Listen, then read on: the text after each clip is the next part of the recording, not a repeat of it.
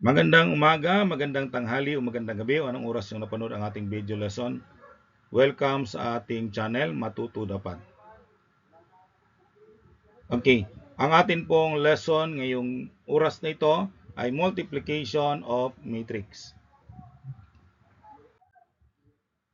Okay, row by column multiplication which multiply each row in the first matrix by each column in the second matrix is the method used in linear algebra for matrix multiplication. The product of a real matrix A, M by N, and a real matrix B, N by P, is a real matrix C, M by P. Okay? Tandaan natin, magkaiba po ang magiging operation sa multiplication of matrix compared doon sa addition and subtraction. Okay? So, makita po natin dito na yung matrix A ay M by N, ang matrix B ay N by P. Okay? So, mamaya tignan muna natin to. Multiplying a matrix by a single number, hence 4 times a matrix A. Okay? So, number 1, we have A. Matrix A, we have 3 by 2 matrix and multiply by a number 4. 4 times A or 4 times the matrix A. So, ang 4, i-distribute natin. Okay? So, 4 times 12.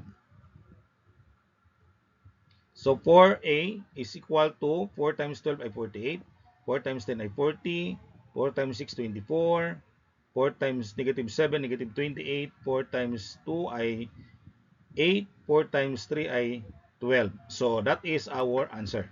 Okay? Multiplying negative 7 and matrix B. So, you have the matrix B. Multiply natin si negative 7 doon sa matrix B. So, negative 7 times the matrix B. So, negative 7 times 10 ay negative 70. Negative 7 times negative 5 ay 35. Negative 7 times 4 ay negative 28. Negative 7 times 7, negative 49. Negative 7 times 0 ay 0. Negative 7 times negative 3 ay 21. So, this is our answer. Okay? So, we call the numbers 4 and negative 7 as scalar. Hence, this is called a scalar multiplication. Okay? Kapag isang number lang minumultiply natin sa matrix, that is a scalar multiplication. Example number 2. Multiplying matrix by another matrix. If matrix A is M by N and matrix B is P by Q, then N equals P. So, dapat parehas yung number of columns ng matrix A at doon sa number of rows ng matrix B. Okay?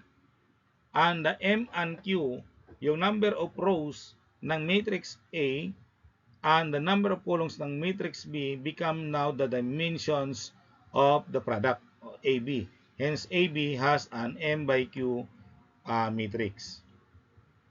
Example, we have the matrix A, 3 by 2. And the matrix B ay 2 by 3. Okay. So, ang matrix A ay 3 by 2 dimension at ang matrix B ay 2 by 3. So, dapat, okay, ang 2 at 2 na to dapat parehas, no? Okay.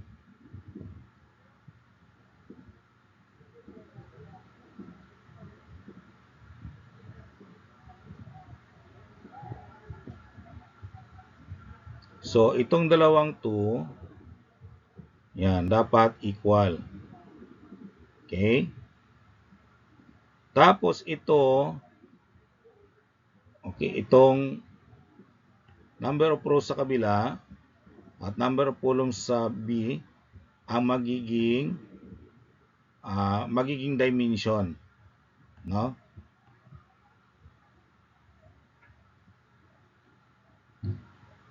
Okay, magiging dimension po 'yon ng product, okay? So, ang product natin, ang dimension ay 3 by 3. Yan. So, yung AB ay 3 by 3. Magiging resulta niya. Okay? So, A times B. Tandaan natin na hindi po lahat natin pwede i-multiply. As long, dapat ang condition una ay dapat parehas po ang number of columns ng unang value o unang matrix na i-multiply natin. Tapos, ang number of rows dito sa pangalawa, dapat equal po sila, ha? Okay? So, you have now the product A times B o A by 3 by 3. Okay? So, A times B ay 3 by 3 dimensions. Okay? So, ang gagawin po natin dito,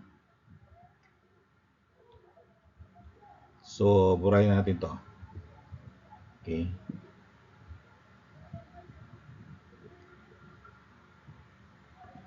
So, ang gagawin natin dito, itong row, okay, itong row na to,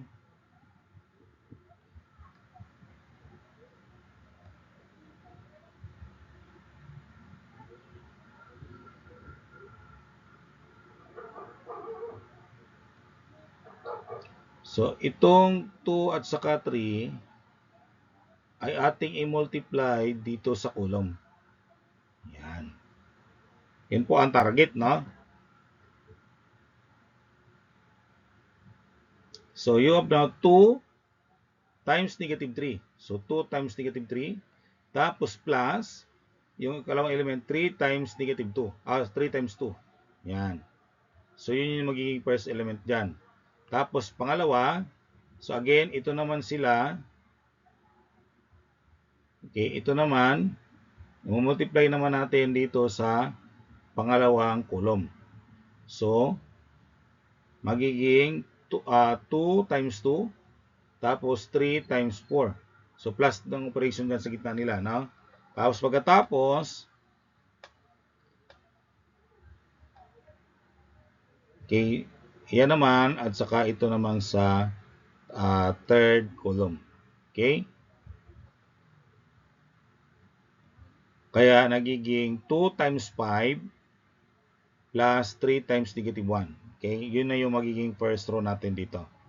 Okay? The same process gagawin natin sa pangalawang row. Okay? Yung 1 at negative 1. Okay? So, 1 times negative 3. Ayan. Plus negative 1 times 2. Okay? Tapos, pangalawang element dito. So, 1 times 2. Ayan. Plus negative 1 times 4. Ayan. Tapos, ito 1 times 5. Okay? Plus negative 1 times negative 1. Okay, the same process sa pangatlong row. So, yung 4 at 5, multiply natin ulit dito by column. So, 4 times negative 3. So, ito ay negative 4 times negative 3. Okay? Plus 5 times 2, that is 10. Okay? Tapos, 4 times 2 is 4 times 2. 5 times 4. Okay? Tapos, 4 times 5. Okay? 5 times negative 1. Yan.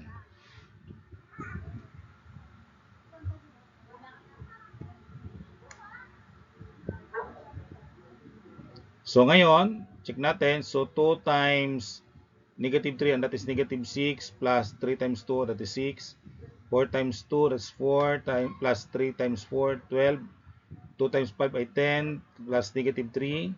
Okay, second row. Okay, 1 times negative 3, negative 3, plus negative 2. Okay, ito ay 2 plus negative 4. Okay, 1 times 5 ay 5, times 1 times, negative 1 times negative 1 ay positive 1. 4 times negative 3 ay negative 12. 5 times 2 ay 10. 4 times 2 ay 8. 5 times 4 ay 20. 4 times 5, 20. 5 times negative 1 ay negative 5. Okay? So, ang sagot natin ay 0. Ang AB natin 0, 16, 7, negative 5, tapos negative 2, 6, negative 2, 28, tapos 15. That is our answer. Important rules to observe. Non-commutative, ibig sabihin, in general, AB is not equal to BA. So, yung maging product, so hindi pwedeng pabalikan. So, the multiplication order is important, no? So, pag A times B, dapat A times B. Kasi ang product ng B times A ay different naman or baka hindi pa pwedeng ma-multiply, no? Associative din, A times B. Okay, the quantity of A times B times C is equal to A times B times C. Distributed din siya. You have A times the quantity of B plus C, or equal to AB plus AC. Identity matrix, the original matrix remains unaltered when multiplied by an identity matrix. Okay, example 3. So, ang A natin ay 1 by 3. Ang B natin ay 3 by 1. So, ibig sabihin, kung 1 by 3 ito, at ito ay 3 by 1, so ang magiging sagot natin ay 1 lang. Yung magiging element natin ay magiging 1 kasi 1 by 1. No? So, ayan, 1 by 3, 3 by 1. Kita natin? So, equal ang last, yung number of columns dito, at yung number of rows dapat equal. Tapos, ang 1 by 1, yun yung maging dimension ng product. Okay? So, ito po yung mangyari. So, use the dimension of the product. So, you have the row multiply the column. So, 1 times 3, okay, plus 3 times negative 1, plus 4 times 1. Okay? So, that is 3 plus negative 3 plus 4. Kapag i-add natin, that will become, ang AB natin ay 4. So, nakita natin ang isang element lang mayroon dito, and that is a 1 by 1 dimension. Okay, solve for negative 4A plus 1 half B. So, ang ating matrix A ay a 3 by 2. Ang matrix B ay 2 by 3. Okay? So, 3 by 2. So, ibig sabihin, ang magiging output natin ay a 3 by 3 matrix. Ayan. So, mayroong scalar multiplication, no? So, scalar muna natin. So, pag ito ang negative 4, negative 4A times 1 half B, so multiply natin negative 4, distribute natin dito sa loob ng matrix. Ganon din ang 1 half. So, ang mangyayari, so ito yung negative 4A times 1 half B, magiging negative 2AB. Okay? So, negative 4 distribute, so that is negative 8. Negative 4 times 1 is negative 4, negative 4 times 2, negative 8. Negative 4 times 3 ay negative 12, negative 4 times negative 1 ay 4, negative 4 times 0 ay 0. 1 half times negative 4 ay negative 2, 1 half times 6 ay 3, 1 half times 10 ay 5, 1 half times 2 ay 1, 1 half times 8 equals 4, 1 half times negative 2 ay negative 1. Okay? So, ang itong row, negative 8 at negative 12, multiply natin sa first column. So, first row, multiply sa first column sa kabilang matrix. So, naging negative 2 AB. So, negative 8 times negative 2 plus negative 12 times 1. Okay, pangalawa, itong first row, multiply the second column. So, negative 8 times 3 plus negative 12 times 4. Okay, the first row again, multiply the third column. Negative 8 times 5 plus negative 12 times negative 1. Okay, ganon din ginawa natin sa second row. Multiply sa first column, negative 4 times negative 2 plus 4 times 1. Okay, then second row, multiply sa second column, negative 4 times 3 plus 4 times 4. Okay, second row, multiply sa third column, negative 4 times 5 plus 4 times negative 1.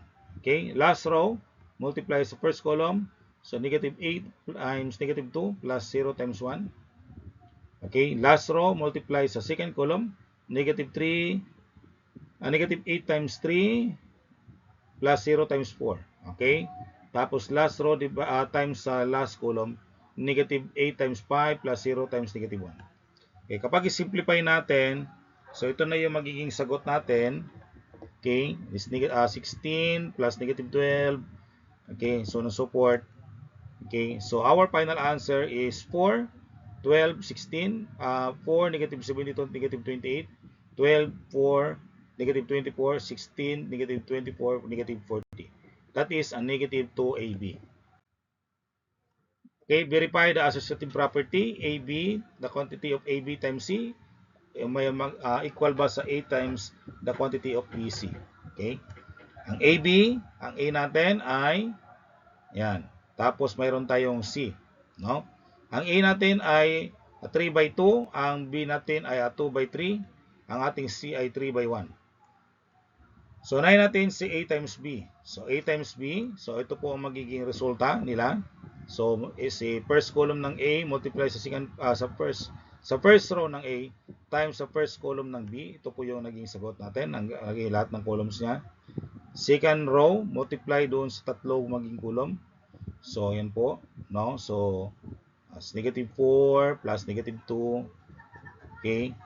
Tapos ito naman, second column, so 1 times 6 ay 6, negative 1 times 8, so negative 8. Ito po yon. Okay, first, second row times the third column, so 1 times 10 ay 10, negative 1 times negative 2 ay positive 2. Okay. Last row, multiply sa negative 4, 2 times negative 4, negative 8, 0 times 2 ay 0. Okay.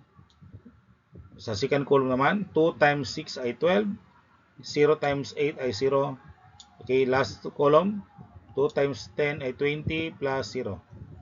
So, ang ating AB ay negative 2, 36, 14, negative 6, negative 2, 12, negative 8, 12, 20. So, that is 3 by 3. Okay, ngayon, multiply natin sa 3 by 1. Okay. So, ibig sabihin, kung 3 by 1 ang maging natin, and this is 3 by 3, so maging 3 by 1 ang maging sagot nito. Okay? So, itong first row, multiply natin dito sa isang column lang naman to. So, negative 2, tapos 36 times 2, 72, plus 14 times negative 3, negative 42. Second row, negative 6 times 1, negative 6, plus negative 2 times 2, negative 4, plus 12 times negative 3 ay negative 36. Third row, multiply natin ito sa isang column lang. So that is negative 8 times 1 ay negative 8 plus 24 plus negative 60. Okay, so kapag i-combine natin, ito po yung ating sagot, AB times C. Okay, so that is our answer. Tingnan natin ang B times C naman bago natin i-times sa A. So, itong first row, multiply natin sa C column, dito sa C column. So, naging negative 4 plus 12, kasi 6 times 2 ay 12. 10 times negative 3 ay negative 30. Tapos, second row, multiply natin dito. So, 2 times 1 is 2. 8 times 2 ay 16. Negative 2 times negative 3 ay 6. Okay? So, nagiging negative 22 times 24. Okay? So, A times BC. Ang A natin ay 3 by 2. Ang ating BC ay 2 by 1. So, A times BC. So, 2 times 3, 2, 3 times dito. So, 2 times negative 22 ay negative 44. 3 times 24 ay 72. 1 times negative 22 ay negative 22 plus negative 1 times 24 ay negative 24. Itong last row, 2 times negative 22 ay negative 44. 0 times 24, 0. Okay, so kapag i-add natin, so A times the quantity BC ay, we have 28, negative 46, negative 44. So, sa ating sagot kanina, AB times C, 28, negative 46, negative 44. So, parehas. So, tama po yung associative property. Okay? Hence, AB, the quantity AB times C is equal to the matrix A times the quantity BC. Okay? Now, this is your activity to answer. I hope you learn from this video lesson. Maraming salamat sa inyong pagtangkilik at patuloy na panonood. God bless you.